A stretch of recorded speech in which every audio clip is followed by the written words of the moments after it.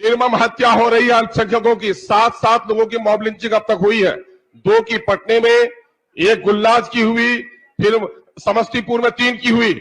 इस मामले में सरकार अपना बयान दे और उन लोगों को फांसी की सजा दे। कि बीवी को जो इद्दत में है उनको पटना में लाके प्रेस के सामने पेश करने से अच्छा होता कि आप उनके घर पे जाके उस पे जो है परिवार के और लोगों से मिलके उस पे मरहम लगाने का। 1-1.5 सालों से यह देखा जा रहा है कि बड़ी चालाकी के साथ बीजेपी के एजेंडे को नाफिज किया जा रहा है। खास उस पार्टी के लीडरान गए थे, उनका यूट्यूब पर निकाल दीजिए, क्या बोले थे वो कि मैं इसके लिए इसको इंसाफ दिलाऊंगा, इसकी लड़ाई मैं लड़ूंगा।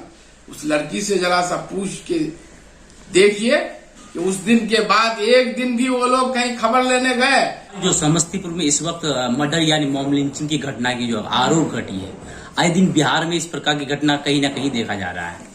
विपक्ष ये आरोप लगा कि आप उस पर चुप्पी साधे हुए।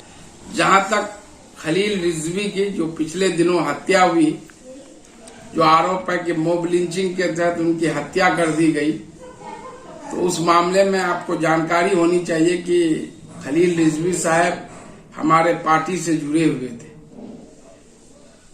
तो पार्टी के तरफ से एक शिष्टमंडल जो है जनाब खालिद अनवर साहब, जो हमारे पार्टी के एमएलसी हैं, उनके नेतृत्व में और पार्टी के दूसरे लीडरान उनके घर पे जाके पीड़ित परिवार से मिलके घटना के संबंध में जानकारी लिए। फिर जो जिस थाना के में घटना घटी है वहां के थाना अध्यक्ष, इंस्पेक्टर, एसडीपीओ को लेकर घटना स्थल पर सारी जानकारी ली और जो 4 आदमी अब तक गिरफ्तार किए जा चुके 2 दिन पहले की, 5वां आदमी फरार है जो इस केस में आरोपी हैं, जो नामित किए गए हैं और उसकी धरपकड़ के लिए लगातार छापेमारी की जा रही है। तो पार्टी के तरफ से हम लोगों ने पहले ही मांग कर दिया है कि जो भी दोषी हैं उनको सख्त से सख्त जो है फांसी की सजा होनी चाहिए, स्पीडी ट्रायल के तहत 2-4 महीने में। और निश्चित रूप से बिहार में कानून का राज है।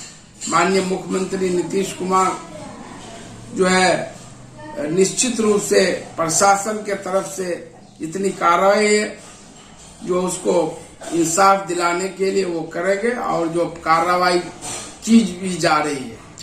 और जो है सर जी निश्चित रूप से इसमें स्पीडी ट्रायल लेके आपको जो सजा मिलेगी आपको फिर आप देखेंगे। जहां तक विपक्ष का काम है आरोप लगाना, तो ये तो उनका काम ही है और कौन लोग आरोप लगा रहे हैं वो सब जग जाहिर है।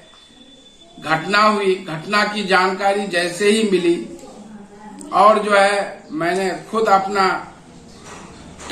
टाइमलाइन पर मेरा पोस्ट देख लेंगे।